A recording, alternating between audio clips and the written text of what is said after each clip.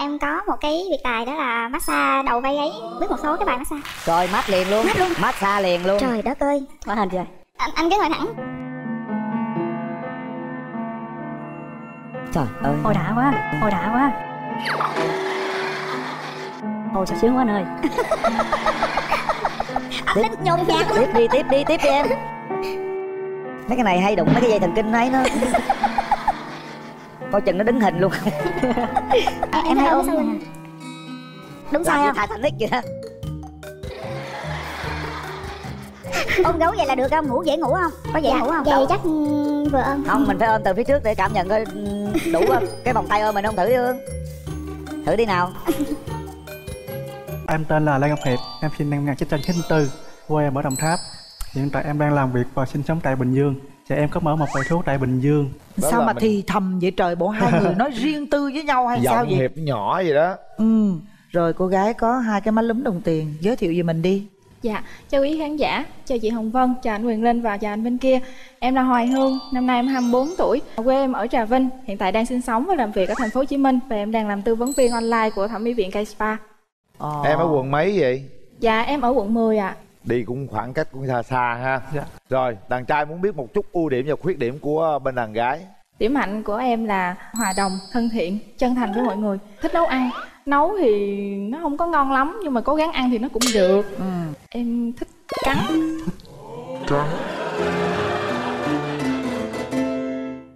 Cắn ai mà bị sứt mẻ cái răng chưa?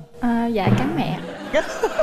Tại kiểu giống như lâu lâu đi về quê cái thương quá không biết làm sao á, cái vuốt tay cái thọc một cái. Trời, tội nghiệp mẹ quá. Có một cái là vừa là ưu điểm mà vừa là khuyết điểm luôn, là em hơi thẳng tính. Với lại làm việc gì nó cũng nhanh, kiểu cụp xong em hơi hậu đậu. Nấu đồ ăn xong rồi mới nhớ là chưa nấu cơm, cắm cơm rồi vẫn chưa có cơm ăn. Tại vì quên bật nút. Chưa bấm nút đúng không? Dạ. Thôi bây giờ thì đàn trai cho mình biết được cái ưu điểm khuyết điểm đi. Ưu điểm của em là một người thích học hỏi. Khuyết điểm của em là một người hơi bị nóng tính nhưng mà em biết kiềm chế cảm xúc lại. Nhưng mà nóng nhất là em làm gì? Em nóng nhất là em im lặng là em bỏ đi. Được. Có nghĩa là bên đó hơi nóng tính hả? Bên đó hơi nóng tính. Nói nghe nè em có cái tật xấu gì không? Em có một cái nết rất là xấu, đó là cái nết ngủ. Ngủ thì ví dụ như ngủ thì em phải ôm một cái gì đó em mới ngủ được. Ví dụ như uống trà, cà phê, trà sữa, nước ngọt mà sau 12 giờ trưa là tối đó là xác định luôn. Cuộc sống bế tắc luôn, là thức tới 2-3 giờ sáng luôn. Nếu ở chồng thì ôm chồng ngủ có gì đâu. Nhưng mà hiện giờ là em đang ôm cái gì? Em đang ôm cái con gấu. Em có mấy mối tình rồi? Dạ em được 2 mối tình. Mối tình gần đây nhất là khoảng 1 năm. Và đó em quen được khoảng 6 tháng à. Rồi mối tình kia dài không? Mối tình kia là nó hơi dài khoảng 3 năm. Nói chung lúc đó là em mới ra trường, là em lo đi làm á. Em ít quan tâm đến bạn nữ. Nếu mà yêu nhau mà không quan tâm chăm sóc nhau thì dễ đổ vỡ lắm. Bạn thì sao, bằng mấy mối tình rồi? Em được 4 mối tình. Cũng khá ha. 2 mối tình là thời học sinh, 1 mối tình thời sinh viên và 1 mối tình gần đây nhất là mối tình đồng nghiệp. Đồng nghiệp được mấy năm? Dạ đồng nghiệp thì khoảng tầm mấy tháng thôi. Tại trong công việc của em là người khá là nghiêm chỉnh, trầm tính, chững chạc. Còn ra ngoài thì ở cái người yêu thì mình thoải mái, mình bung lụa thôi. Nhiều khi nhõng nhẽo này kia nữa cho nên là anh đó không chịu được. Em ơi, em chịu đựng được cái người mà cắn em không? Dạ được chứ, không sao hết. Tại vì em nhà em bán thuốc tây mà. Có gì là em lo hết rồi. Đàn gái cho tôi biết được là bạn muốn tìm một nửa yêu thương của bạn như thế nào? Dạ cái gu của em thì cao trên 1m68. Gu 68 trở lên ha. Dạ. Anh hơn em rồi, tôi phát 75 ạ. Tốt. Gì nữa em? Dạ ngoại hình ưa nhìn hơi tròn tròn xíu được rồi. Để ôm cho đã. Không hút thuốc, không cờ bạc, không gái gú, không lăng nhăng, không gia trưởng. Nhậu thì nó ở mức độ thôi. Và biết là mình hiện tại đang đứng ở đâu và cần làm gì để mà tạo cái cuộc sống happy cho mình với những người mình thương. Em có cờ bạc không? Không anh ơi. Có gái gú không? Không. Có lăng nhăng không? Không. Hút thuốc không? Không luôn. Uống rượu không? Uống rượu, uống ít à. Uống ít rồi. Rồi có 2 chai à.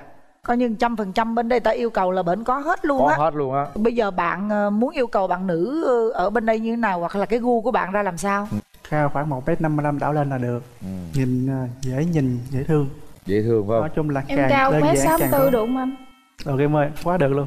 Quá được đúng không? Quá được. Đây 68, 64 được rồi. Thôi. Chào cưng. Khôi ngô tuấn tú đúng không? Thấy hợp với đàn gái không? Thì dễ thương quá. Chị dễ thương quá à. Ôi cảm ơn em. Dạ. Trời ơi là thích rồi đó, không cần phải hỏi tài sản nữa rồi. Không cần nữa, coi như là cho qua hết. Biết sao phải dòm không? Kỳ quá à, hai đứa này nó có cái nét phu thê. Ủa có nữa hả? Thiệt. Sao Vân nhìn hay vậy ta? Không biết nữa mà Kỳ dòm mà vô vậy sao chị? thấy nó kỳ quá à nè. Má lúm đồng tiền á, em có thích không? Có chị. Có à? Càng má lúm là nhìn càng dễ thương. Trời ơi, Vậy hả? tùy má lúm nha em. Lúm đều nguyên mặt là mệt lắm á. Cái điều gì là cái điều em không thích ở bạn gái mình? Hàm ràm. Với lại một người nói chuyện ngang ngược, với lại không biết lễ phép với người lớn. Càm ràm lèm bèm là 100% các bà vợ đều bị cái bệnh đó. Ví dụ như lúc mình yêu á là chưa càm ràm đâu, nhưng mà lấy về rồi là càm ràm. Tại vì á những ông chồng sẽ lòi ra một số những cái yếu điểm và tật xấu mà bắt buộc cho em phụ nữ chúng tôi phải càm ràm. Càm ràm thì càm ràm cũng có giờ. Cứ hở ra càm ràm lựa cái lúc mà người ta đi làm về mệt á. Càm ràm là đàn ông không có thích. Về mệt mồ hôi mồ kê đổ, chưa ăn uống, chưa có tắm rửa gì vô là càm ràm. Lúc đó người ta sẽ nổi máu điên lên liền. Bộ người ta điên hay sao tự nhiên người ta càm ràm? Ủa đâu có khùng. Nói mệt lắm, tắt tiếng khang tiếng, rảnh lắm ở không là đứng càm ràm như một con mụ điên. Có nhiều lúc á là ta buồn ngủ, ta làm về mà tắm rửa ta ăn cơm xong ta buồn ngủ, ta leo lên giường chuẩn bị ngủ bắt đầu càm ràm.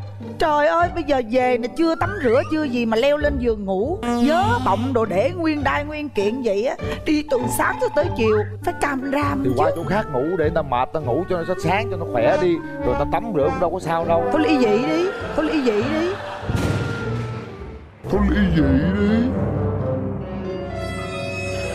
Mắc cười quá à. Đàn ông và phụ nữ phải rút kinh nghiệm ha. Đúng rồi. Qua câu chuyện này.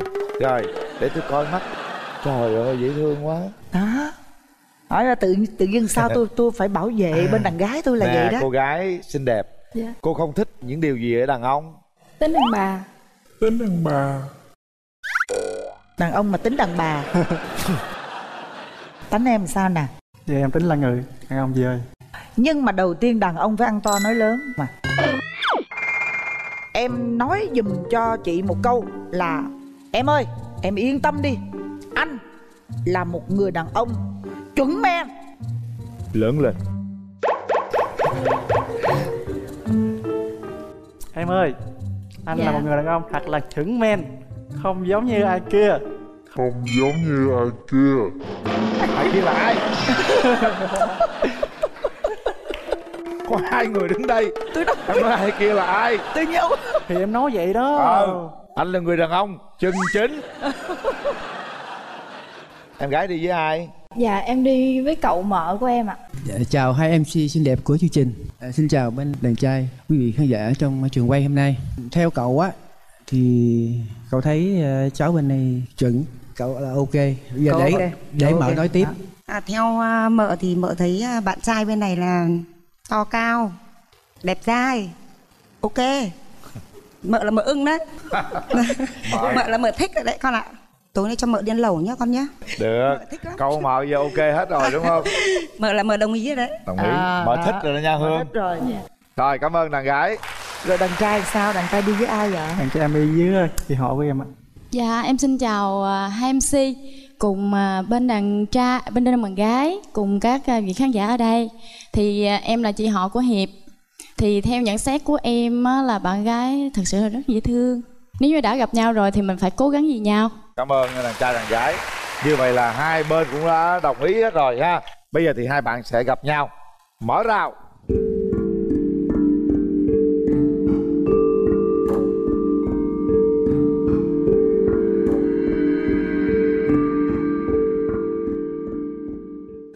Anh có quà Hiệp tặng gì? Hương. Dạ em cảm ơn ạ. Em cũng có muốn quà tặng anh ạ. Anh cảm ơn em.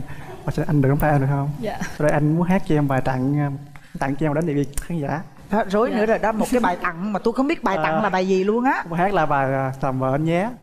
Làm vợ anh nhé, anh có một bờ vai đủ rộng, một vòng tay ấm, một trái tim luôn thấu hiểu em. Buồn vui rất khó, đã có anh ở đây sẽ chia, chẳng cần em phải lo lắng hay bận tâm điều gì, và rời hai hứa còn đời yêu anh nhé em. Wow. Thôi ơi.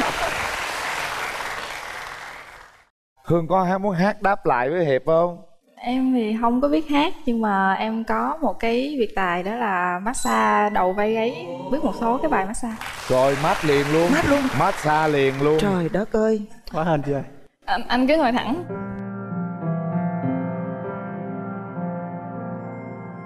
Trời ơi. Ôi đã quá. Ôi đã quá. Ôi sao sướng quá anh ơi. Anh Linh nhồn nhạt. Tiếp đi em.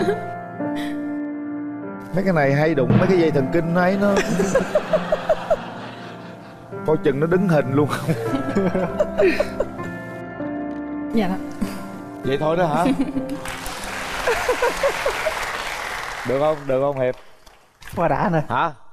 Quá đã đúng không? Rồi. Em thấy anh như thế nào? Anh thì chắc cũng vừa ôm. Trong một tuần mà anh bận quá thì anh có thể nhắn tin gọi video call thôi. Không sao em ơi, một tuần anh có thể dành cho thời gian cho em được khoảng 1 đến 2 ngày. Dạ. Tại vì thời gian anh có thể làm chủ được. Em đừng nói chuyện đó. Anh thấy em thật là rất là dễ thương. Có một cái gì là gọi là nó tươi sáng á. Có cần thú tăng trọng không anh? Cái không đâu mà tới em bị là đẹp rồi đó. Cảm nhận anh là một người ấm áp á. Có thể sẽ không phải là người vô tâm đâu, cũng biết cách quan tâm đến mọi người, cũng như là biết chăm sóc bản thân. Ví dụ có gì thì khỏi tốn tiền mua thuốc. Đó thì em yên tâm nè. Hiện tại thì ba mẹ em cũng khá lớn tuổi. Em là út thì chỉ còn một mình em là chưa có gia đình thôi. Thì khoảng tầm 1 năm đổ lại đây thì mẹ không có hối, nhưng mà kiểu là lâu lâu cũng cứ gọi lên là hỏi có ai chăm chưa. Tại vì em ở trên này có cậu mợ nhưng mà em cũng ở xa, không có ở gần, thì hiện tại là em vẫn sống một mình. Nếu lúc mà hai đứa cãi nhau thì ai sẽ là người xin lỗi? Em sẽ là người xin lỗi trước. Giờ nói nhớ nha. Hương chị muốn hỏi Hương em cảm nhận thế nào về đôi mắt của bạn Hiệp? Đối với anh thì nó khá là hiền và sâu sắc, chân thành ấy. Mấy đứa nhóc ở công ty em có dặn em khi mà lên đây phải nói với anh một câu. Anh nhớ em bao nhiêu tuổi không ạ? Nhớ 24 tuổi. Dạ đúng rồi, tuổi con heo. Tụi nó bắt em phải nói là anh dì ơi, nhà mẹ em có nuôi một con heo mà mẹ không muốn nuôi nữa, anh có muốn nuôi không? Đợi đây anh nuôi cho. Dạ. Hai đứa tiến lại nắm tay với nhau, nhìn thẳng vào mắt nhau, nắm hai tay. Chúng ta có 30 giây. Anh cũng đến đây cũng là một cơ hội.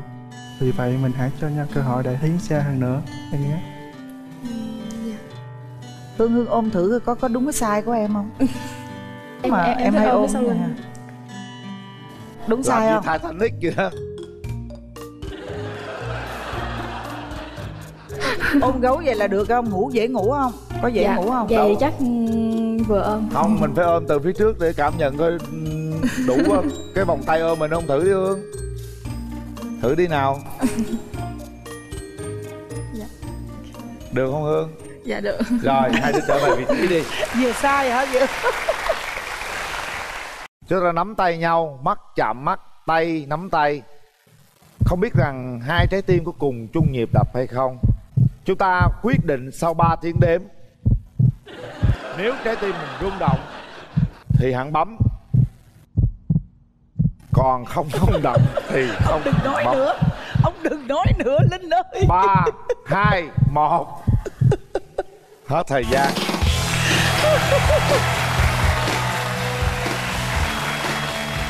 Dễ thương dễ sợ. Nắm tay nhau đi. Tụi nhỏ giờ nó nhanh quá, không cần đếm nó bấm luôn. Mình xin cậu mợ nụ hôn đầu tiên. Dạ con xin cậu mợ cho con hôn với Hương cái ạ. Rồi. Em cho anh hôn Hương cái.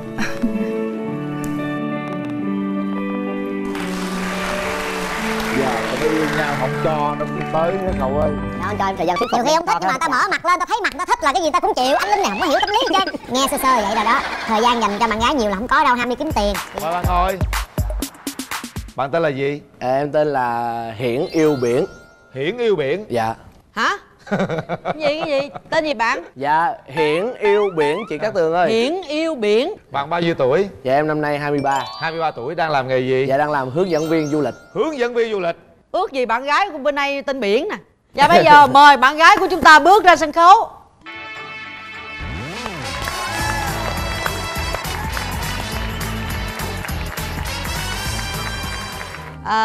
Chào Biển. Biển tên gì? Chào chị Cát Tường, chào anh Quyền Linh. Chào bạn. Em tên là Xuân. Tưởng đâu tên Biển, tại bên kia tên là Hiển mà yêu biển. Đổi là thành Hiển yêu Xuân đi nha. Xuân ơi, năm nay Xuân bao nhiêu tuổi? Dạ năm nay em 24 tuổi. 24, Xuân đang làm gì nè? Em đang làm nhân viên văn phòng. Còn bạn Hiển yêu biển, bạn làm du lịch mấy năm rồi? Dạ em làm du lịch được 4 năm. Nếu như có một người nào đó họ muốn đi du lịch nước ngoài mà họ muốn đi nguyên gia đình, bạn có dám mời đi không? Dạ không có tiền đâu mời. Nếu như cả gia đình của người yêu em muốn đi, em có dám mời không? Dạ dám. Không có tiền sao dám? Không, lúc đó thì sẽ có tiền để đi chứ. Thấy chưa? Đó, ta đi vay mượn ta cũng phải mời đúng không Hiển? Dạ. Hiển ơi, mà hồi nãy em giới thiệu em bao nhiêu tuổi chị nghe chưa rõ? Dạ em 23. Bên đây 24. Em có ngại quen bạn gái lớn tuổi hơn mình không? Dạ không chị ơi. Trời ơi. Em thích. Thích gì? Dạ em thích bạn gái hơn tuổi. Em đi làm nhiều khi cái thời gian của em á nó không có để mà em có thể quan tâm cho người ta. Cho nên là khi mà em có bạn gái lớn tuổi hơn thì cái trải nghiệm của họ nó sẽ nhiều hơn em. Thì họ có thể chia sẻ và thông cảm cho em được một phần. Có nghĩa là em đỡ phải mất công chăm sóc người ta, mà người ta phải chăm sóc lại em. Dạ họ không phải vậy. Lúc nào chăm sóc được thì phải chăm sóc thiệt nhiều để bù lại những cái lúc không chăm sóc được. Sao Xuân thấy sao? Xuân có ngại quen với bạn trai nhỏ tuổi hơn mình không? Dạ không, miễn sao là người ta biết suy nghĩ thôi chị. Chứ đừng có trẻ con quá mà tối ngày cứ nhõng nhẽo hoài là em không có thích đâu. Không, chị thấy mà dám mượn tiền đãi cả nhà, dẫn cả nhà bạn gái đi du lịch là chị thấy biết suy nghĩ rồi đó. Bây giờ mình hình dung tưởng tượng xem cái mẫu người lý tưởng của mình như thế nào. Phải tạo cho em được cái ấn tượng đầu tiên, biết thông cảm và chịu khó trải nghiệm chung với em. Ví dụ em rủ đi du lịch bụi thì cũng sẵn sàng xách ba lô lên đi với em, không có ngại. Em rủ người ta đi nhưng mà người ta đi rồi đó, nhưng mà đi thì ăn ở đi lại tiền nó ai chịu? Dạ em chịu nhiều hơn. Nghĩa là bên kia có Hùng. Dạ bên kia có Hùng. Tại sao phải Hùng? Thường nam phải trả cho nữ chứ Hùng gì? Dạ em nghĩ là cái gì mà chung làm thì nó mới vui. Em có bắt người ta Hùng nhiều hơn em không? Dạ không. Em con trai vẫn phải ga lăng, không phải Hùng nhiều hơn. Sao bạn nói vậy em thấy sao? Đi chơi phải có Hùng tiền đó nha. Xuân. Nếu mà bây giờ bạn nói vậy thì ok, mình chơi kiểu Mỹ đi. Có nghĩa là em sẵn sàng Hùng phải không? Dạ. Cái anh chàng bên đây là một anh chàng khá điển trai, rất là rành về tâm lý phụ nữ, có duyên trong giao tiếp. Nói chung là hình dáng ngoài thì nhìn rất bắt mắt, nhưng mà không hiểu lý do tại sao bạn lại ế mà bạn đến đây bạn ngồi đây tôi không hiểu được. Đặc điểm công việc của em nó cũng khó khăn về mặt thời gian. Khi muốn hẹn hò thì bắt buộc là phải cuối tuần đưa đi ăn, đi uống, đi xem phim rồi đi cà phê hoặc là đưa đón các kiểu. Còn em những ngày đó em đi làm mất tiêu, nên là em không có thời gian hẹn hò và tìm hiểu. Mà mấy cô giờ chắc cũng không cô nào mà chịu vậy đâu. Em hỏi cuối cô tuần kêu gặp chịu nhau. không? Hỏi kêu chịu không? Hỏi thử coi. Dạ từ từ. Cứ hỏi thử coi, nếu thời gian gì không chịu thôi mình ngưng luôn, khỏi cần gặp luôn. Tự nhiên nhiều khi chứ trước đám đông người ta ngại, người ta không nói thì sao anh? Đâu cái tâm lý nhiều khi người ta nói tao không thích, tao nó không thích à. Dạ anh cho em thời gian thuyết phục. Nhiều khi không thích nhưng mà người ta mở mặt lên, ta thấy mặt người ta thích là cái gì ta cũng chịu. Anh Linh này không có hiểu tâm lý gì trơn. Nghe sơ sơ vậy rồi đó. Thời gian dành cho bạn gái nhiều là không có đâu, ham đi kiếm tiền. Thì quan điểm em thấy trong tình yêu như vậy em thấy sao? Dạ kiếm tiền là tốt chị, để em thích tiền lắm. Đúng. Vấn đề là bỏ mình ở nhà đi kiếm tiền về có chia cho mình hay không mới là quan trọng, đúng không? Đúng rồi. Nói cho vui nhưng mà giờ chị hỏi em rất là dễ thương, tại sao em lại không có được tìm được người bạn trai cho mình mà phải nhờ đến chương trình? Có thể là do em khó tính chị. Khó tính là khó tính chỗ nào? Thí dụ như mình ngồi ăn đi mà mình chống tay hay là mình làm rơi đũa hoài em cũng khó chịu nói chuyện đó lắm. Trời ơi, con trai vô ý vô tứ lắm em ơi. Cái chuyện rớt đũa rớt tay rồi là chuyện bình thường. Em có đưa ra cái mẫu người lý tưởng của em như thế nào không? Ngoại hình thì nhìn phong độ. Phong độ là sao? Cỡ như anh Quyền Linh á. Anh phong độ hả? Cảm ơn em nha. Rồi biết lo cho sự nghiệp, chăm sóc cho gia đình nhiều. Lo cho sự nghiệp thì thấy bên kia lo rồi đó. Mà có chăm sóc gia đình hay không thì chị chưa biết. Điều gì em không thích ở người bạn trai của mình? Em không thích người ta để móng tay dài, nhìn ghê lắm chị ơi. Bên kia có không? Cắn trước khi tôi qua đi nha. Có để chút xíu để buồn đánh đàn nghe được chị. Được không em? Cắt đi. Cắt đi. Cái gì không thích nữa không? Ngoài cái móng tay dài. Ở dơ chị. Trời ơi. Em nhìn anh bên đây bảo đảm với em. Sao? Trời ơi, nó làm gì đâu, mặc quần áo thấy ghê như vậy. Xẻ tay ra coi. Ê, muốn tay về thòn đấy không? Không, bên đây sát nè, được. Bữa nay hình như hên có cắt hay sao? Cái thằng bé đây dễ thương nè. Công nhận răng đẹp dễ sợ luôn. Tóc đẹp. Dạ, răng khểnh. Khểnh đâu khểnh, thụt ra thụt vô tùm lum mà khểnh cái gì? Đó là liên quan gì chuyện Coi coi sao, người ta muốn coi gì, người ta làm mai làm mối, người ta có quyền. Đứng lên coi vòng coi, đứng lên. Khó quá. Wow, được, bé này xinh nè. 1m4. Được, được, cao nhiêu? Dạ 1m81. Khó hơn. Dạ thiệt.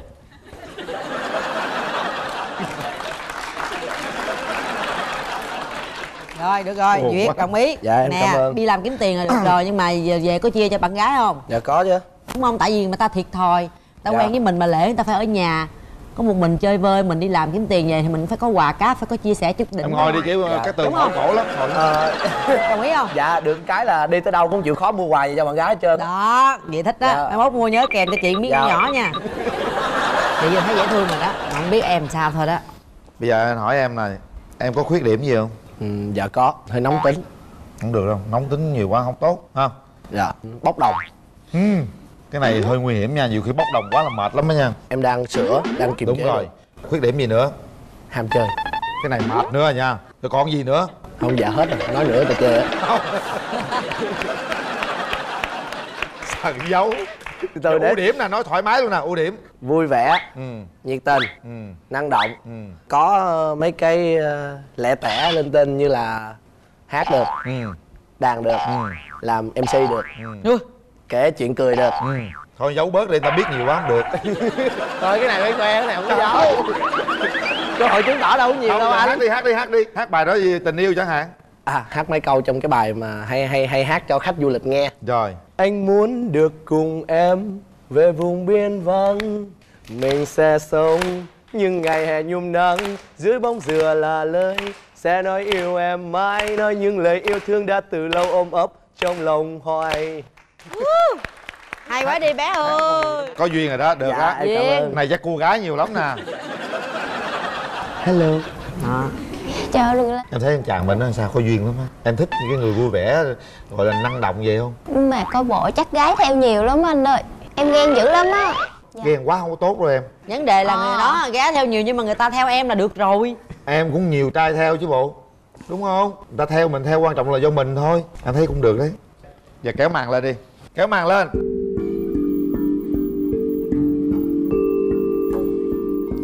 Nhiều nhắm mắt thở ra dữ hả? Rồi cái tóc ông chỉ. Chúng ta có 2 phút. 2 phút bắt đầu. Chào anh. Dạ, chào Xuân. Có quà tặng Xuân ha. Gì chào gì thân thiện quá vậy? Đây là một chiếc khăn rằn. Chiếc khăn gió ấm hả? Khăn này khăn nắng. Khăn này tặng cho một người mà mong muốn sau này sẽ rủ người ta đi du lịch cùng mình. Cảm ơn. Công việc nói đi nhiều hả? Đi nhiều thì một tháng đi bao lâu? Một tháng nếu mà tháng bình thường thì đi khoảng 15 ngày. Mà tháng mà cao điểm thì đi khoảng 20 tới 25 ngày. Công việc nó là như vậy nhưng mà bù lại sẽ có những khoảng thời gian rỗi vào đầu tuần. Ví dụ một tuần 7 ngày thì sẽ đi 3 ngày, 2 ngày. Hoặc là những ngày còn lại thì sẽ có khoảng thời gian rỗi. Tức là mặc dù cái thời gian biểu nó hơi khác thường một xíu nhưng mà chắc cũng chấp nhận được. Cảm nhận về người bạn gái ngồi phía trước mặt? Dạ rất là thẳng thắn. Ở những cái chi tiết nhỏ mà cũng nói thẳng được nhau là em thấy rất là thẳng thắn rồi. Còn bạn thì sao Xuân? Em thấy bạn cũng duyên mà có vẻ hơi trẻ con. Không phải lần đầu có người nói trẻ con đâu. Từ từ mới chứng tỏ được là người lớn như thế nào. Có thích đi du lịch không? Có. Có thích chụp hình không? Có. Có đem theo máy chụp hình nè, nhờ anh Linh chụp giùm cho Tấm nha. Mình có cái tính hay là quan sát ảnh người ta chụp lắm. Cho nên là ai mà để ý mình hay là thích mình á, mà chụp hình là mình nhìn cái tấm hình đó là mình sẽ biết liền. Nên bạn thử xem. Thử thôi.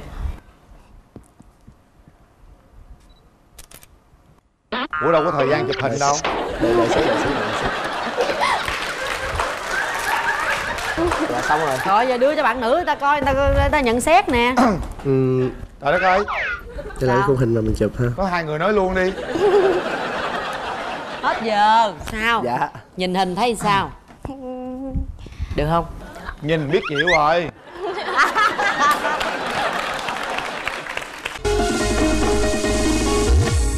Rồi mời hai bạn để tay vào nút bấm. Đây, bên đây. 1 2 3. Hết thời gian. Lên đây, lên đây. Chúc mừng hai bạn. Choàng cái khăn lên nhá, cho nó đẹp. Đó, khăn bạn trai tặng choàng lên, nắm tay nhau. Trời ơi, có quà trong này nữa nè. Thấy chưa? Không mở ra là đâu có nhận thấy. Choàng khăn vô đi em, cho nó ấm. Đó. Rồi, sẵn ôm hôn luôn đi. Thôi không chưa được anh ơi. Bạn nữ cảm nhận thế nào? Em thấy bạn này chu đáo, cũng rất là quan tâm bạn gái. Còn cái tấm ảnh hồi nãy chụp thì em nhìn tấm ảnh em thấy sao? Bạn này chụp thì ngay cái góc em đẹp nhất. Và em thích chụp cái góc đó nhất, nên là em mới bấm nút. Hiển hay hơn vậy? Em không biết. Xui hả? Bây giờ cảm xúc của em thấy thế nào? Rất là hồi hộp. Nắm tay nhau cái đi cho hết hồi hộp. Cười cái gì không biết nữa. Mình trẻ trung hiện đại mà. Nắm tay nhau đi. Hai bạn nắm tay nhau và chúc mừng hai bạn.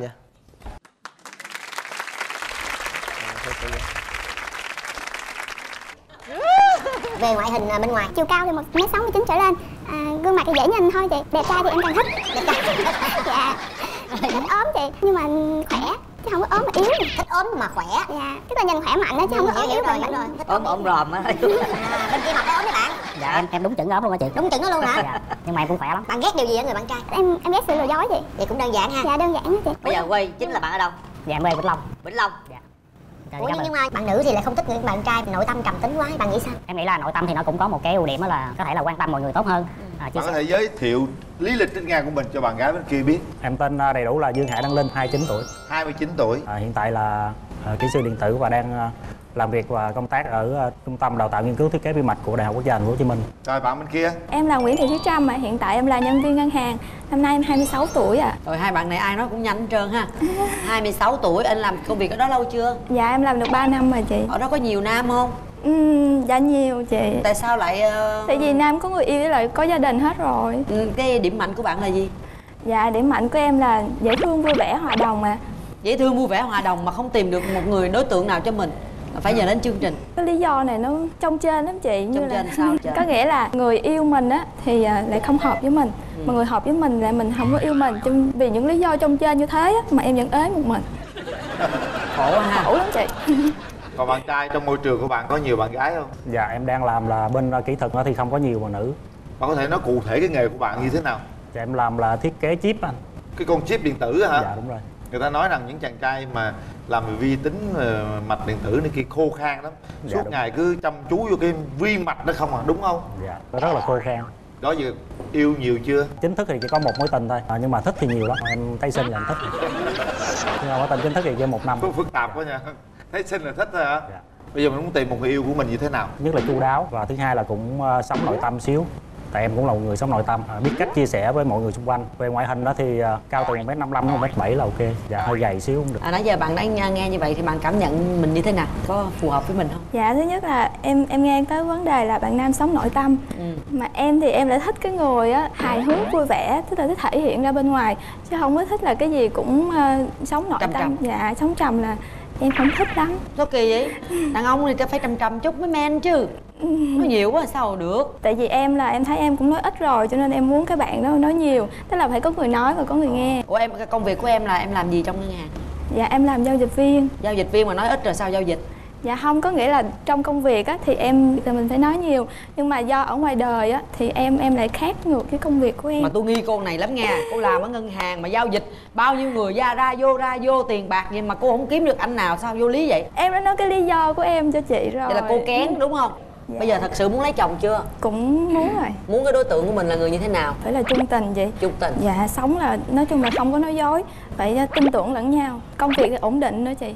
Về ngoại hình bên ngoài, chiều cao thì 1m69 trở lên, gương mặt thì dễ nhìn thôi chị. Đẹp trai thì em càng thích. Đẹp trai dạ. Rồi thích ốm chị, nhưng mà khỏe chứ không có ốm mà yếu. Thích ốm mà khỏe. Dạ, tức là nhìn khỏe mạnh đó chứ không có ốm yếu bệnh bệnh. Ốm ròm á. Bên kia mập hay ốm đấy bạn? Dạ em đúng chuẩn ốm luôn á chị. Đúng chuẩn nó luôn hả? Dạ. Nhưng mà em cũng khỏe lắm. Bạn ghét điều gì ở người bạn trai? Em ghét sự lừa dối chị. Vậy cũng đơn giản ha. Dạ đơn giản đó chị. Bây giờ quê chính là bạn ở đâu? Dạ em quê Vĩnh Long. Vĩnh Long. Dạ. Ủa nhưng mà bạn nữ thì lại không thích người bạn trai nội tâm trầm tính quá, bạn nghĩ sao? Em nghĩ là nội tâm thì nó cũng có một cái ưu điểm đó là có thể là quan tâm mọi người tốt hơn, chia sẻ mọi người nhiều việc hơn. và em nghĩ là cái đó cũng là cái ưu điểm của em, và em nghĩ là chia sẻ với bạn đó rất là nhiều chuyện. Em không thích điểm nào ở người phụ nữ? Là sống hời hợt quá, đua đòi, có tính lười, tại vì bản thân em cũng lười rồi, có người siêng xíu bù lại. Bạn có ghen lắm không? Em nghĩ là có. Công việc của bạn nữ là thường xuyên tiếp xúc với nhiều khách hàng nam giàu có, đẹp trai, nhiều tiền. Dạ cái đó em tự tin em rồi, em không lo. Phải không? Dạ. Em có cái dở là ban đầu là không có tạo được ấn tượng tốt cho một số bạn nữ thôi. Tại sao vậy? Tại vì cái bề ngoài em thì nó hơi khô khan xíu. Nếu mà một câu mà nói về em thì em là một người là có bề ngoài là vô tình lạnh lùng, nhưng mà bên trong lại tình cảm và sâu sắc. Tại sao mình không bỏ cái bên ngoài đó đi? Em cũng muốn lắm á chị. Nhìn mặt này ví dụ mình tươi tươi lên chút, mắt bạn nhìn nghiêm quá. Sao được, cái bản chất nó vậy rồi. Thôi nhìn nó khô quá, dội nước vô nhiều cho nó ướt chút ha. Dạ. Nói chung cô này là cô được hết, nhưng cô thích thể hiện bên ngoài. Cố gắng nha, tôi cũng tự tin vô cái sự tự tin của bạn. Dạ cảm ơn chị. Hôm nay bạn có đi với ai không? Dạ em đi với một người bạn thân của em. Xin chào anh. Chào anh Quyền Linh và chị Cát Tường ạ. Thì từ nãy giờ là em nghe bạn em chia sẻ thì có một điều đúng và một điều sai. Tự mà bạn nói là rất là thật thà thì điều đó rất là đúng. Tại vì mỗi lần mà em kể gì chuyện đó mà nó bí mật hay gì là lúc nào cũng thật thà kể cho người yêu của em hết. Thật thà này nhiều chuyện. Còn cái chuyện mà thực sự mà trầm tính thì em lại không suy nghĩ vậy. Tại vì bạn bè với nhau là mới đầu vậy thôi, nhưng mà sau này là toàn em ngồi nghe bạn ấy nói không à. Vậy bạn nữ bên kia yên tâm rồi ha. Ý hai người nãy giờ nói qua nói lại thấy hợp không? Em thấy suy nghĩ là cái cặp này mà nếu mà bạn em mà ngồi dưới đây thì đảm bảo là tim nó không nói nên lời. Tại vì em đây em cũng hồi hộp, giống cảm giác giống như Trang vậy. Vậy được rồi. Bạn nam nói là nếu mà bạn ngồi dưới là bạn rất là thích cô này rồi đó. Ủa là sao, là hiện giờ là anh ngồi dưới cũng thích cô này luôn hả? Khó lựa chọn quá à. Chơi không chơi chọn vợ bạn kỳ lắm. Muốn là tụi Linh kiếm người khác mai mối cho à. Cái này là đi coi mắt giùm bạn à. Bạn đó ý nói là đặt trường hợp là bạn dưới đây bạn biết cái tâm lý luôn. Giờ cô này hợp với bạn của mình không? Dạ quá tuyệt vời. Quá tuyệt vời phải không? Rồi. Bạn nữ mình có đi với ai không? Dạ em đi với mẹ của em à. Dạ chào cô. Xin chào hai MC xinh đẹp của chương trình. Theo mẹ thì mẹ thấy nhìn bên ngoài thì không thích lắm. Tại vì nó hơi gầy quá. Con cô thích gầy mà. Gầy nhưng mà khỏe, con này gầy chắc. Trời thì đó là thôi. Khỏe. Khỏe đó. Mẹ chỉ đưa ra lời cho con tham khảo thôi. Tính tình thì nói chuyện nãy giờ cũng dễ thương rồi đó. Nhưng mà chàng trai này nói là hơi lười á. Rồi con cứ giữ tính. Theo mẹ thì thấy là thôi cái đường nào thì cũng như duyên á thì trời cho, còn không duyên thì cũng như trò chơi. Vậy thôi con tự quyết định đi. Rồi bây giờ bạn trai thuyết phục bác đi. Con cảm ơn cô đã nhận xét về con. Và thật sự thì đối với con thì ban đầu chắc chắn là không có tạo ấn tượng nhiều cho mọi người được. Nhưng mà con tin đó là thời gian á con sẽ chứng minh được. Con sẽ là một chỗ dựa vững chắc cho cái người nào mà đặt niềm tin vào con. Duyên là trò chơi. Bây giờ muốn trời cho hay trò chơi? Dễ thương quá trời luôn ha. Bạn bên đây á tôi nghĩ rằng rất là chững chạc. Còn chuyện khỏe không thì cái chuyện đó hai người biết thôi, tôi không biết ha. Vấn đề chỗ nào bạn này là chững chạc, bạn này là có đủ cơ sở vật chất để tiến tới hôn nhân rồi đó. Tôi thấy là vậy đó. Cái ý mẹ có vẻ là không chịu lắm rồi. Ý mẹ nó hơi gầy thôi. Về nuôi cho mập lên. Đúng rồi. Cái thẩm biến mình đào tạo được. Dễ mà đào tạo vậy. Bạn này phải nói là về mặt tâm lý nha. Tôi nhìn tôi thấy là chuyện là hai người nhìn nhau thế nào thôi. Dạ gặp đi anh. Hả? Gặp đi hả? Dạ. Nôn hả? Nôn rồi. Thôi cho gặp nhau đi để quyết định. Nào chúng ta kéo màn lên. Thời gian dành cho các bạn bắt đầu. Em. Thì đầu tiên thì anh có bó hoa để tặng em. Dạ. Chúc em luôn vui vẻ trong cuộc sống. Cảm ơn anh. Ốm nhưng không yếu nha. Bình thường thì thời gian rảnh rỗi thì em thường làm gì? Dạ em hay đi shopping, đi du lịch. Còn anh? Anh thì thường uống cà phê với bạn. Đối với em thì em quan niệm về tình yêu như thế nào? Trong tình yêu thì em thích sự tin tưởng lẫn nhau. Đơn giản như thôi anh. Đơn giản thôi. Còn anh? Đối với anh cũng vậy. Lúc nãy em có nói là em muốn người mà nói nhiều. Đúng rồi, tại vì bình thường trong công việc của em á là em nói rất là nhiều rồi. Khi về nhà hoặc là đi đâu chơi với bạn bè á, thì em lại muốn mọi người nói cho em nghe. Thật sự thì anh cũng là rất là ít nói, nhưng mà cũng tùy. Đối với những bạn mà anh quen thân rất là thân rồi sẽ nói nhiều hơn. Em có một câu hỏi với anh là nếu mà khi mà em buồn á thì anh có thể làm gì cho em vui? Anh chỉ đến bên em và nhìn vào mắt em. Nhìn vào mắt em làm gì? Anh sẽ cảm nhận được và em sẽ cảm nhận được đôi mắt anh có sự chia sẻ. Vậy em sao em hết buồn được? Anh nghĩ là tiếp theo đó thì có thể là anh sẽ làm những cái gì đó dẫn em đi chơi gì đó. Nhưng mà quan trọng là đầu tiên phải có sự chia sẻ trước đã. Dạ. Cảm nhận bạn gái thế nào bạn trai? Bạn cũng hiền, cũng xinh, dễ thương. Có nằm trong cái giấc mơ về tình yêu của mình chưa? Dạ cũng có anh. Bạn nữ cảm nhận sao? Em cũng không biết nói sao nữa. Mình nghĩ sao mình nói vậy thôi. Đối với anh thì anh rất là tiếp thu những ý kiến xung quanh mình. Dạ thì thật ra là cái mẫu người của em á, là em thích người vui vẻ, hài hước. Tức là khi mà nhìn vào thì em có thể cảm nhận được niềm vui. Chàng trai có thể thuyết phục bạn nữ bằng một câu gì đó? Thật ra thì cuộc sống là vốn không hoàn hảo. Và đối với anh thì cũng là một người không hoàn hảo. Bởi vậy anh hy vọng là chúng ta cùng cho nhau một cơ hội để tìm hiểu nhau kỹ hơn, tìm những sự hòa hợp với nhau để có thể là đi đến một cái đích cuối cùng. Hết thời gian. Em nghĩ là cũng đủ rồi anh Linh. 3 2 1. Hết thời gian.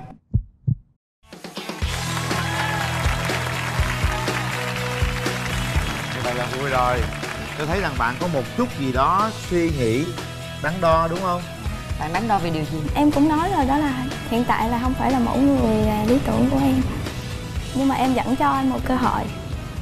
Cố gắng lên nhé. Dạ em cảm ơn bạn rất là tự tin, bản lĩnh. Tôi dạ, cái quan điểm đó con cá nhân của em thì khi mà em qua bên Canada thì em cũng tiếp xúc vừa Việt kiều vừa là dân của Canada luôn, thì em thấy là bên đó thì khác về văn hóa rất là nhiều á anh, và cái quan điểm về tư tưởng về hôn nhân nó cũng khác nhau rất là nhiều. Và với em thì vấn đề ngôn ngữ thì nó không thành vấn đề, nhưng mà em thấy là hai cái tâm hồn nó không có hòa hợp với anh, thì nếu như mà được chọn thì em vẫn thích chọn Việt kiều hoặc là thuần Việt hơn, tại vì em muốn là nó phải đồng điệu cả về tâm hồn và trong tình yêu nữa. Dạ. Có nghĩa là bây giờ là con qua bển là con chưa tìm hiểu một người nào hết đúng không? Dạ thật ra là không phải là con nói là con chưa yêu ai, nhưng mà con cũng đã để ý người khác giới. Thì con để ý người khác giới là lúc đó con khoảng 15 tuổi. Thì tại vì lúc đó là con học không có tốt, cho nên là ba mẹ con cũng không có đồng tình cái ý kiến mà con quen bạn trai như lúc đó. Và sau đó thì rất là nhiều biến cố xảy ra và con cảm thấy là con có lỗi với ba mẹ và con muốn chuộc lỗi, cho nên là con không có yêu ai và con tập trung học. Thì tới lúc mà con sang bển luôn thì cũng có người để ý con, nhưng mà con vẫn có một mục tiêu là con phải học và hoàn thành xong. Dạ đúng rồi. Cho nên đó là lý do tại sao mà con vẫn ế tới bây giờ. Ế rồi mà ế 23 tuổi mà ế cái gì cô là cũng có thể nói là nhiều khi người ta nhìn con, người ta nghĩ là con có người yêu rồi mà người ta không có dám tiến công để tán tỉnh.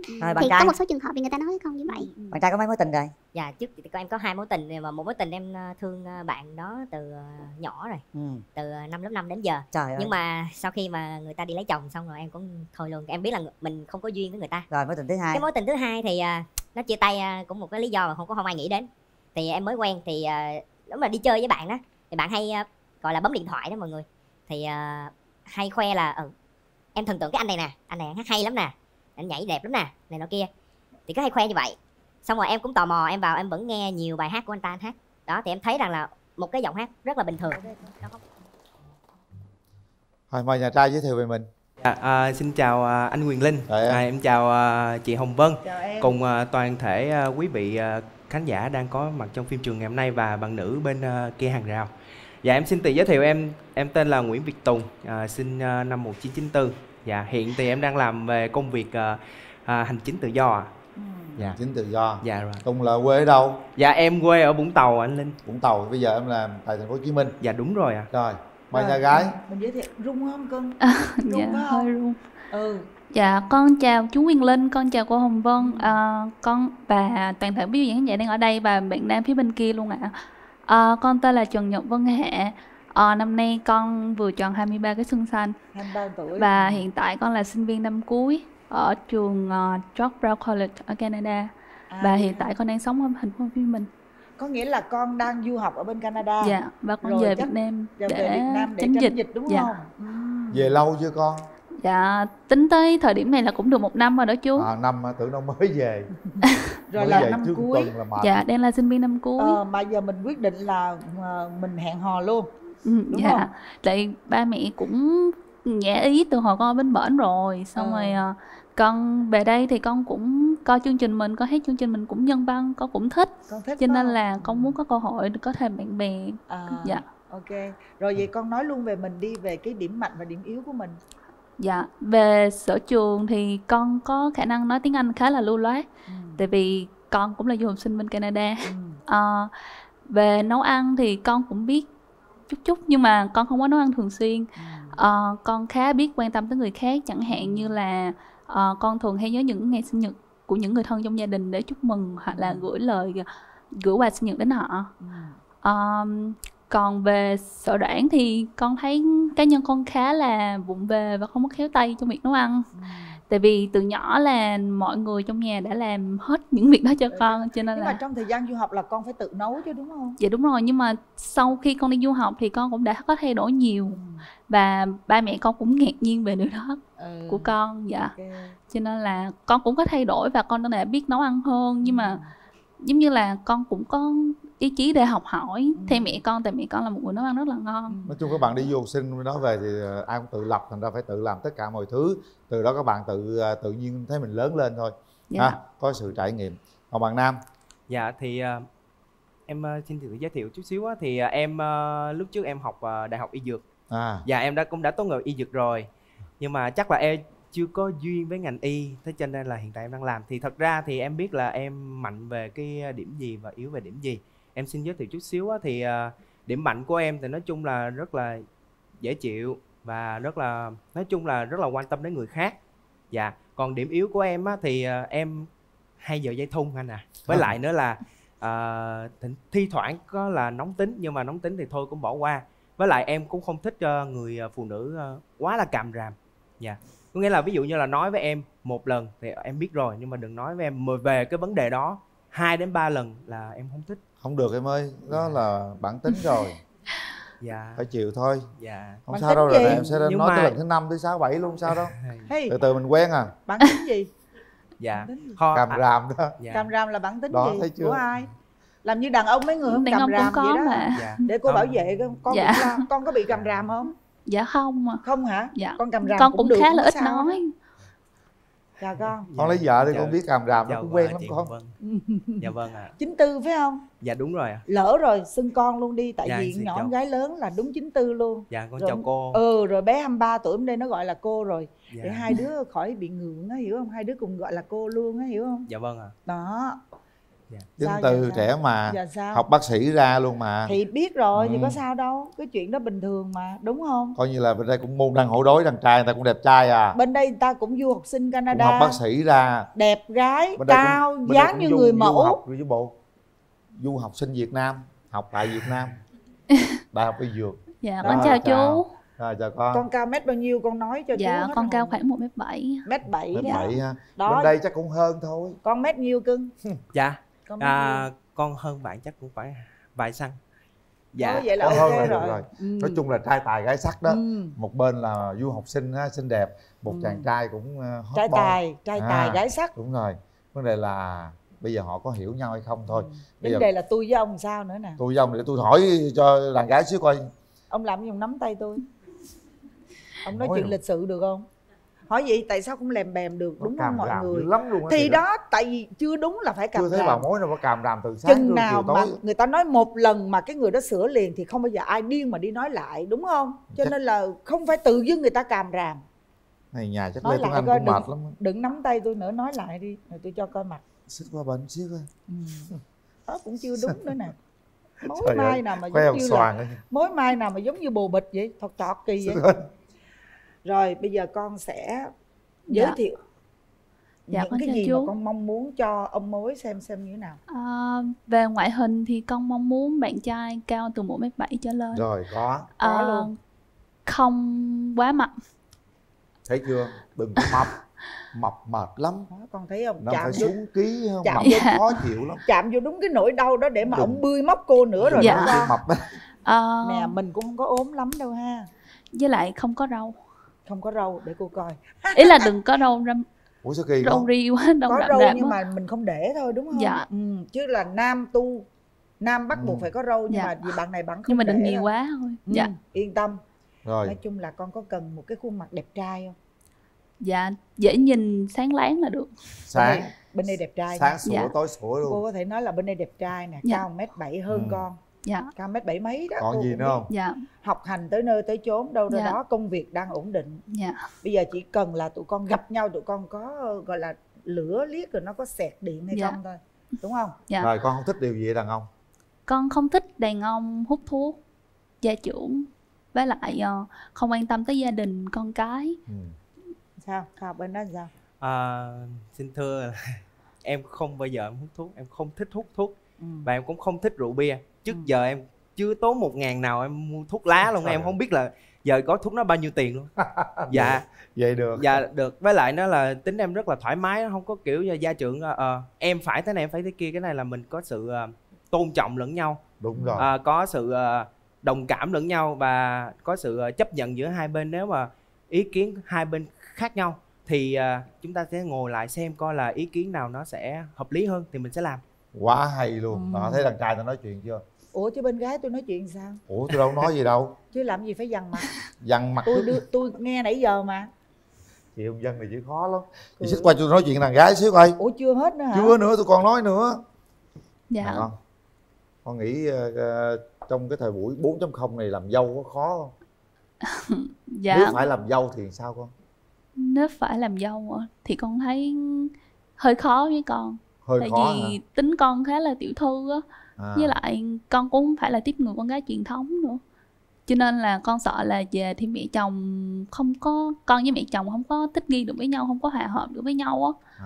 Dạ. Nếu như mà mẹ chồng quá truyền thống thì con sợ là hai người không có hòa hợp. Trời, làm dâu thì sướng lắm con ơi. Dạ. Mẹ chồng lo hết, nuôi lo cho cháu, rồi dẫn cháu đi học, đưa cháu đi học, dạ. Rồi lo cho cháu ăn uống, rồi chăm sóc cháu.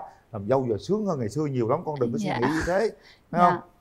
Nhưng mà ví dụ như trường hợp là mình phải làm dâu á, thì con sẽ như thế nào? Con có chấp nhận cái điều đó không hay như thế nào?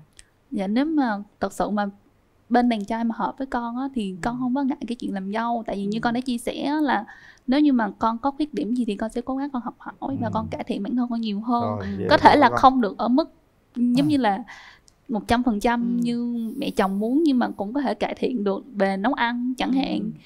Thì con cũng nấu được những món con thích. Mà nhưng mà những món mà khó hơn thì con nghĩ là cần phải có người chỉ. Con học thôi. Và con học thường con học cũng rất là nhanh. Và con cũng dễ thích nghi với những cái đó nữa. Dạ. Rồi vậy là được rồi đó. Đàn trai nếu mà lấy vợ mình có phải làm dâu không? Thì em nói chung là gia đình em rất là thoải mái. Dạ thì em không có đặt nặng về cái vấn đề làm dâu hay không. Dạ. Nếu mà bạn nữ cảm thấy không muốn thì hai đứa có thể ra ngoài ở riêng với nhau. Đó, dạ, vẫn về thăm bố mẹ, vẫn về nói chung là mình sẽ làm mọi thứ sao cho nó hợp lý là được rồi. Thấy nhà trai ta dễ dãi không? Dạ. Nhà trai thoải mái không? Dạ, nhưng mà vấn đề gì nó hợp lý thì em sẽ dễ dãi, còn cái nào mà nó bất hợp lý mà nói á là em sẽ không nghe đâu. Và vâng. Dạ. Rồi, bây giờ em mong muốn, tức là em không thích cái điều gì ở bạn gái của mình? Dạ. Nói chung á là em không thích bạn gái, nhất là nói chung là bây giờ thì em thấy là nhiều người thì cũng giống nhau. Thì em không thích chung á là không thích hút thuốc nè, tụ tập đàn đúm hoặc là rượu chè. Đó, cái này em nói chung nha, thì tại cũng có người này người kia. Với lại nữa là em thích mẫu người bạn gái mà giống như là nữ danh ca diva Mariah Carey đó. Ý em nói là em mong muốn á là tại vì là như thế này nè. Không phải em đòi hỏi cao siêu gì đâu, ý em nói là một người phụ nữ mà trẻ tuổi nè, có giọng hát rất là hay mà tự lập đó, để trở thành một ngôi sao như vậy, đó là hình mẫu rất là ấn tượng và em rất là thích. Tức là không phải về ngoại hình mà về ý chí, đúng dạ, không? Đúng rồi, về về ý cuộc chí. sống, về cách sống, về lý tưởng sống, về ý chí. Em muốn một người con gái như vậy. Dạ đúng rồi. Đúng không? Dạ. Rồi, được rồi đó. Hai bên nói với nhau nghe hết rồi. Bây giờ mình đi chút xíu về tình duyên đi. Bạn gái bên kia có mấy mối tình rồi? Ta 23 tuổi mà hỏi mấy mối tình mắc cười. Trời ơi, có người hôm trước 24 tuổi mà 6 mối tình đó. Chưa, ta con gái ta hiểu được. Cháu nó đi du học là mấy năm rồi mà năm nay cháu nó mới 23 tuổi thôi. Thì đi qua bển là học thôi chứ không có yêu đương vớ vẩn. Rõ ràng khi tôi hỏi con gái là con có tình yêu chưa là chưa có. Lý do sao 23 tuổi xinh đẹp mà chưa có tình yêu hả con? Ta đi qua bển ta học chứ ta qua bển để yêu hả? Xin phép cô là bên đó các bạn nam bên Canada cũng gọi là cũng giỏi giang, cũng đẹp trai lắm chứ bộ. Nhưng mà em gái xinh đẹp ơi, thì tại sao em lại chọn một chàng trai Việt mà em không chọn một người chàng trai Tây? Đó, đó cái quan điểm đó con cá nhân của em thì khi mà em qua bên Canada thì em cũng tiếp xúc vừa Việt kiều vừa là dân của Canada luôn. Thì em thấy là bên đó thì khác về văn hóa rất là nhiều á anh. Và cái quan điểm về tư tưởng về hôn nhân nó cũng khác nhau rất là nhiều. Và với em thì vấn đề ngôn ngữ thì nó không thành vấn đề, nhưng mà em thấy là hai cái tâm hồn nó không có hòa hợp nữa anh. Thì nếu như mà được chọn thì em vẫn thích chọn Việt kiều hoặc là thuần Việt hơn, tại vì em muốn là nó phải đồng điệu cả về tâm hồn và trong tình yêu nữa. Dạ. Có nghĩa là bây giờ là con qua bển là con chưa tìm hiểu một người nào hết đúng không? Dạ, thật ra là không phải là con nói là con chưa yêu ai, nhưng mà con cũng đã để ý người khác giới. Thì con để ý người khác giới là lúc đó con khoảng 15 tuổi. Thì tại vì lúc đó là con học không có tốt, cho nên là ba mẹ con cũng không có đồng tình cái ý kiến mà con quen bạn trai ngay lúc đó. Và sau đó thì rất là nhiều biến cố xảy ra và con cảm thấy là con có lỗi với ba mẹ và con muốn chuộc lỗi, cho nên là con không có yêu ai và con tập trung học. Thì tới lúc mà con sang bển luôn thì cũng có người để ý con, nhưng mà con vẫn có một mục tiêu là con phải học và hoàn thành xong. Dạ, đúng rồi. Cho nên đó là lý do tại sao mà con vẫn ế tới bây giờ. Ế rồi mà ế 23 tuổi mà ế cái gì cô gái là này? Cũng có thể nói là nhiều khi người ta nhìn con, người ta nghĩ là con có người yêu rồi và người ta không có dám tiến công để tới tán tỉnh. Thì có một số trường hợp thì người ta nói với con như vậy. Bạn trai có mấy mối tình rồi? Dạ, trước thì em có 2 mối tình, mà một mối tình em thương bạn đó từ nhỏ rồi, từ năm lớp 5 đến giờ. Trời ơi. Nhưng mà sau khi mà người ta đi lấy chồng xong rồi em cũng thôi luôn. Em biết là mình không có duyên với người ta. Rồi mối tình thứ hai. Cái mối tình thứ hai thì nó chia tay cũng một cái lý do mà không ai nghĩ đến. Thì em mới quen thì đúng là đi chơi với bạn đó, thì bạn hay gọi là bấm điện thoại đó mọi người. Thì hay khoe là em thần tượng cái anh này nè, anh này hát hay lắm nè, anh nhảy đẹp lắm nè, này nọ kia. Thì cứ hay khoe như vậy. Xong rồi em cũng tò mò, em vào em vẫn nghe nhiều bài hát của anh ta, anh hát đó. Thì em thấy rằng là một cái giọng hát rất là bình thường, nó không có gì gọi là đặc sắc hết á, mà tại sao cô ấy là khen. Thì em mới nói thẳng với lại cô ấy, tại tính em cũng thẳng mà, em không có thích vòng vo đó, muốn gì thì mình nói đó, hoặc là mình cần gì mình cứ nói để mà biết chứ không. Rồi xong rồi cãi nhau, xong thôi nếu không hợp thôi em chia tay.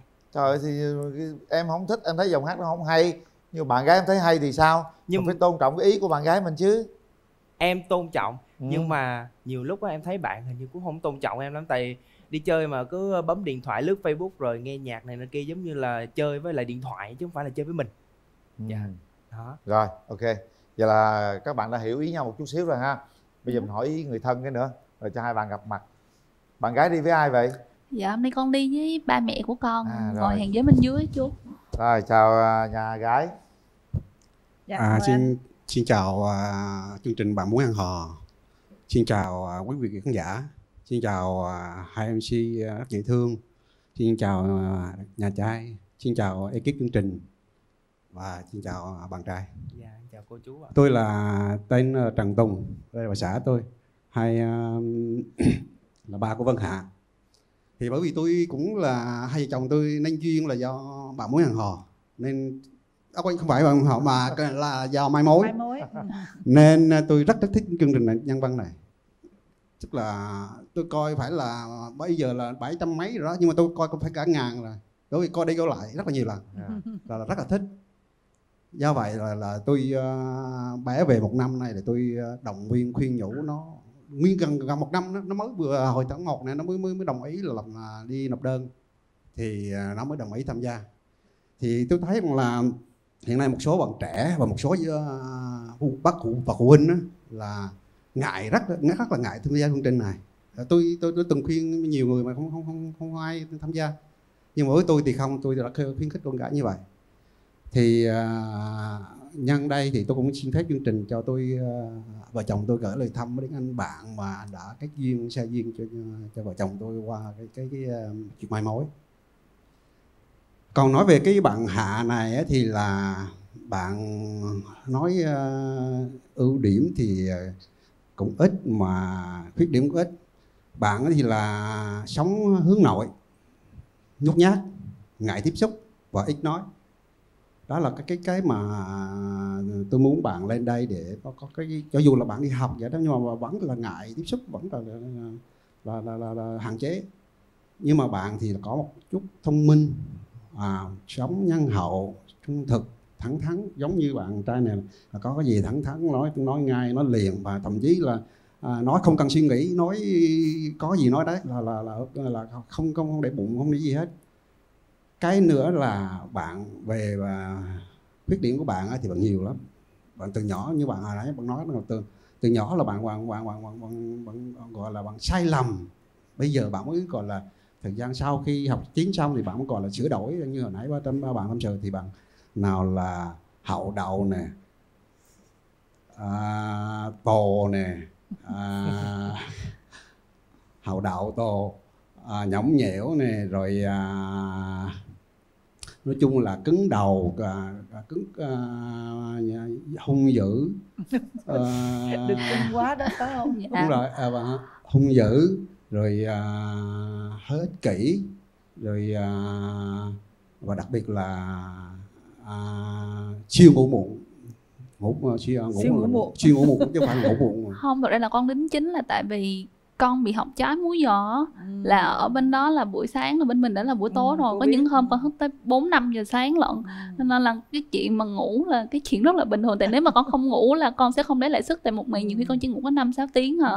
Thì làm sao mà con không ngủ được, con phải ngủ để con lấy lại sức con mới học tiếp được. Cho nên là thì cũng đúng là nhiều lúc con cũng mệt đó thì con dễ ngủ, thì ba con hay nói là con mê ngủ, không có lo đi kiếm người yêu gì hết, không lo kiếm chồng gì hết gì cho ba. Nói chung là ba con cũng hối lắm rồi đó, nhưng mà con nói là con chưa học xong, chưa đi làm gì hết mà chưa cứ hối hoài. Dạ. Ok, như vậy còn bạn trai này thì mình thấy tương tác cũng ok, con mặt nhân hậu, cảm ơn chú. Đẹp trai ngang ngửa với chú. Cùng tên với chú.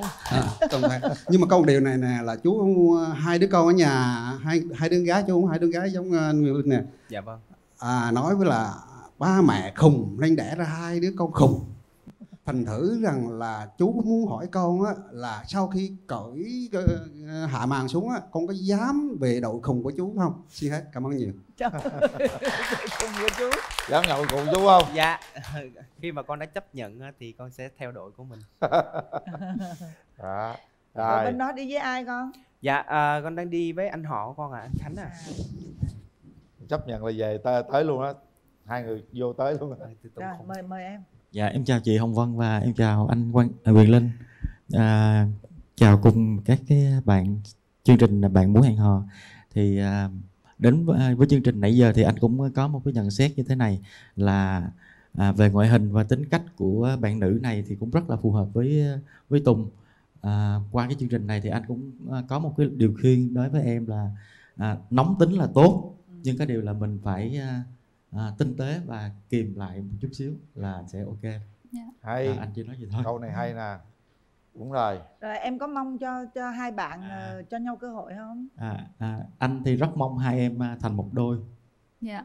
Xứng không em? Em thấy xứng không? Dạ rất xứng. Xứng ha. Về ngoại hình và cái tính cách luôn. Dạ. Cũng hơi như là cái họ nhà trai vừa chia sẻ đó. Cá tính. Rồi, okay. Bây giờ mở rào. Hai trẻ bắt đầu gặp mặt nha. Đây là không gian các bạn. Cái thoải mái trò chuyện nào. Mở rào.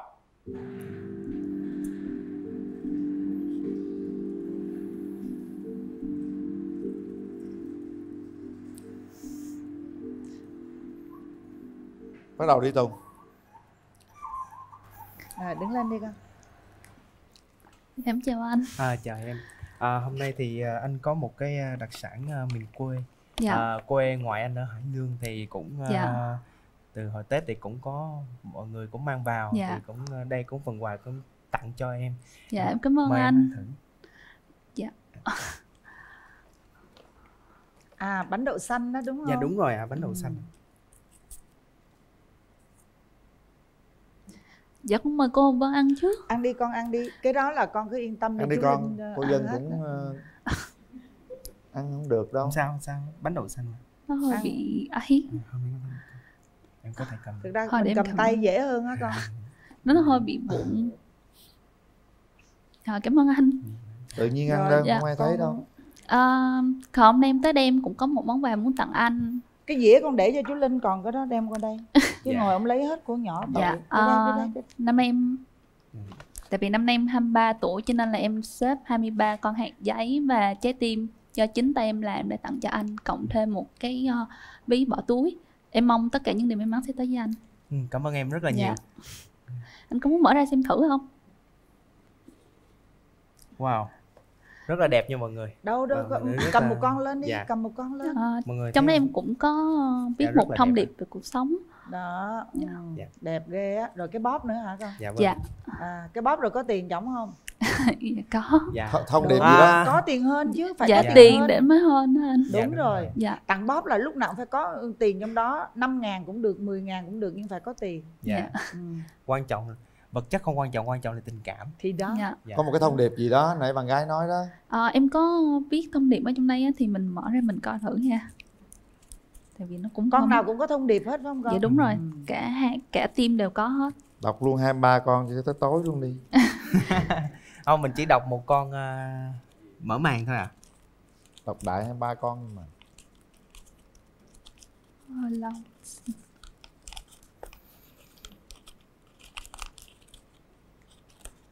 Nắng nót xếp kỹ quá mà.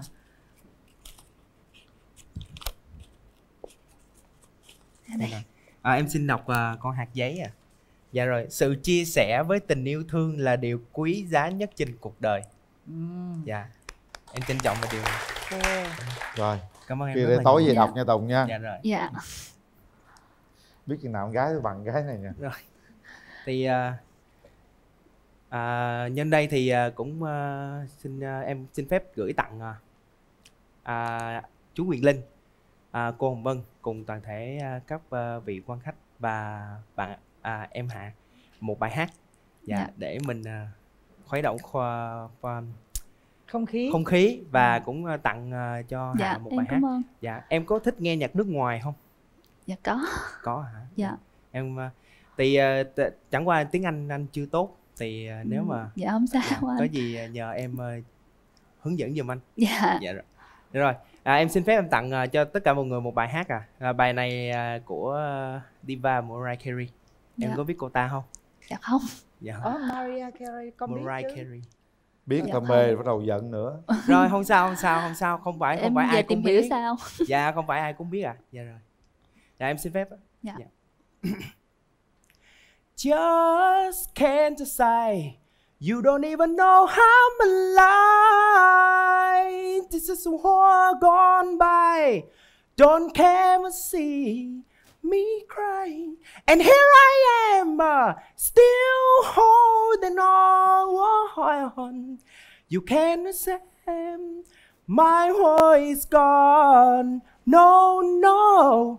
Even though I try, I can't let go. Something in your eye capture my soul, and every night I see you in my dream. You're all I know, I can't let go. Oh, that it's you to read my dream alive. Sorrow and happy inside. Every day of my life.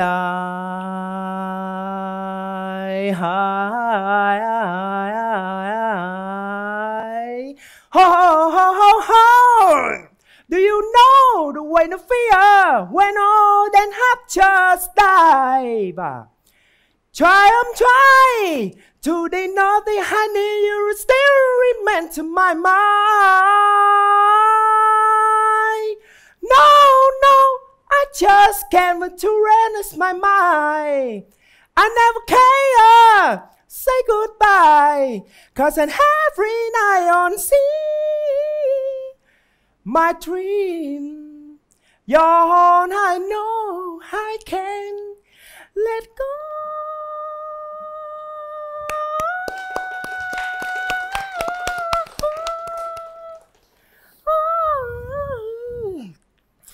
Xin lỗi mọi người, em run quá.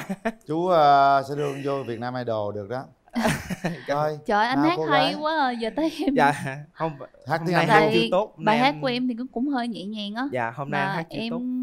Em thì cũng ngại hát trước đám đông á, mà hy vọng là anh sẽ thích bài này. Em muốn hát cho anh bài Take Me To Your Heart. Take me to your heart. Anh có biết bài này hả? Dạ biết. Okay. Hiding from the rain and snow, trying to forget, but I won't let go. Looking at the crowded street, listen to my own heartbeat. So many people all around the world. Tell me where do I find someone like you go? Take me to your heart, take me to your soul. Give me your hand before I'm old. Show me what the love is, haven't got a clue. Show me what the wonders can be true. They say nothing lasts forever. We only here today. Love is now or never. Bring me far away.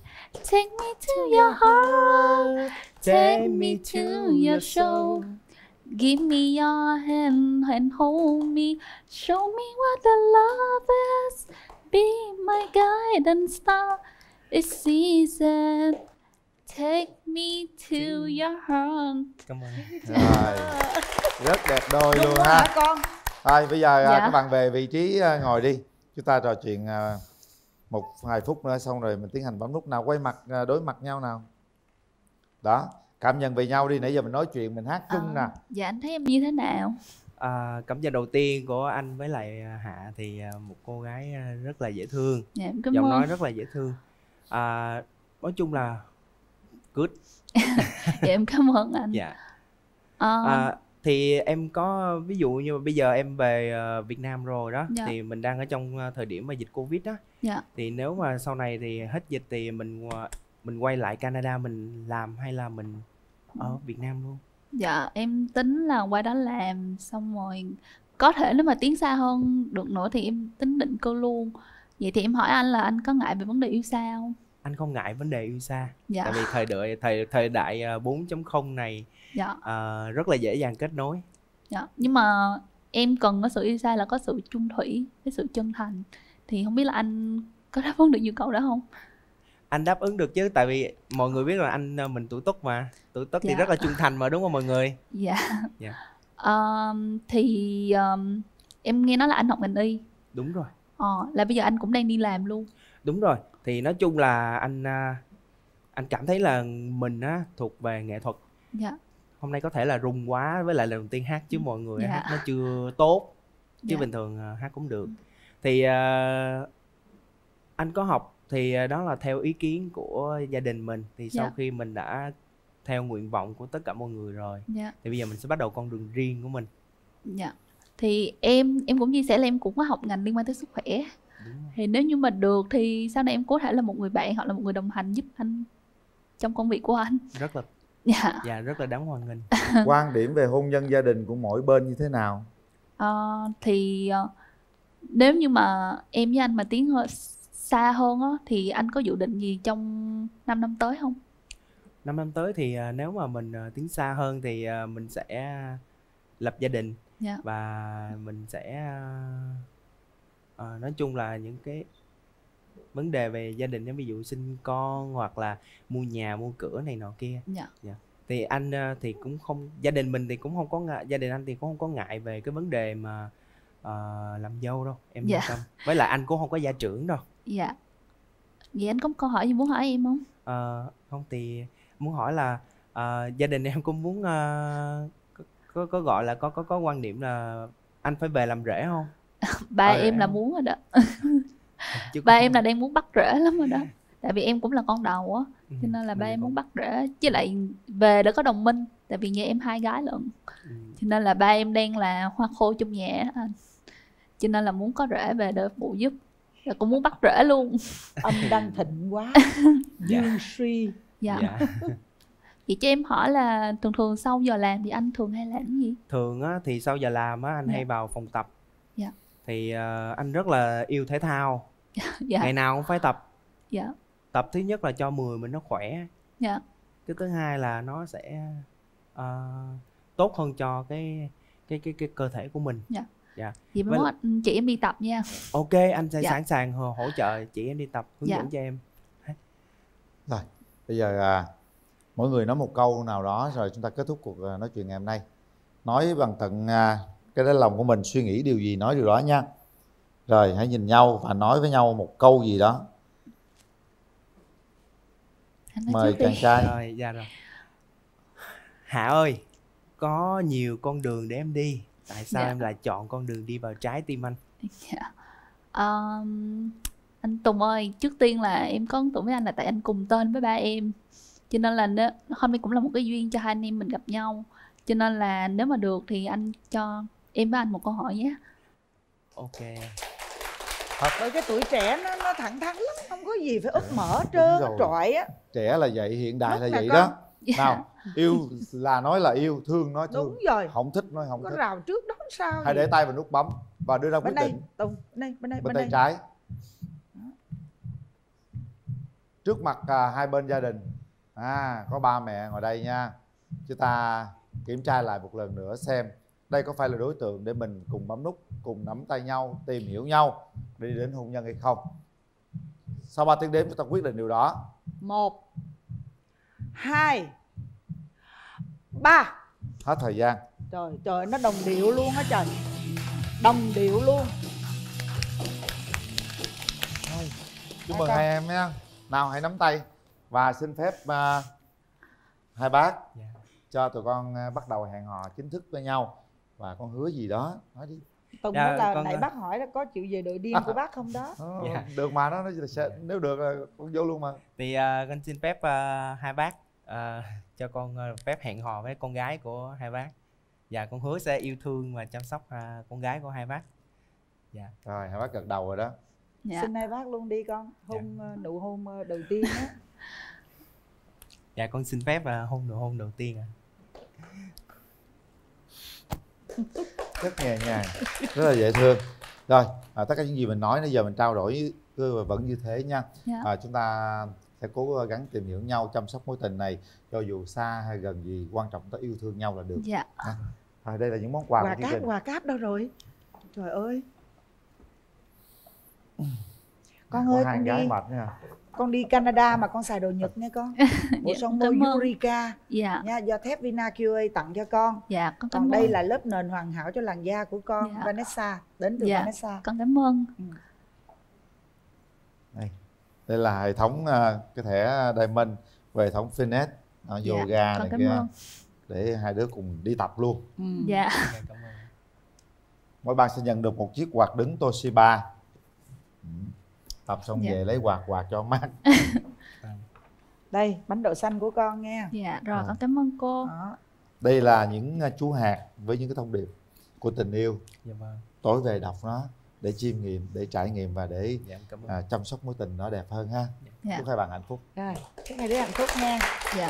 Đi bên đây đi rồi qua chào ba với chào mẹ ăn cái nào. Qua chào hai bác cái đi. Vân thấy lúc Tùng nó ca nó cũng điên dữ lắm á anh chị. Nói chung cuộc sống mà có khùng khùng chút xíu nó mới vui.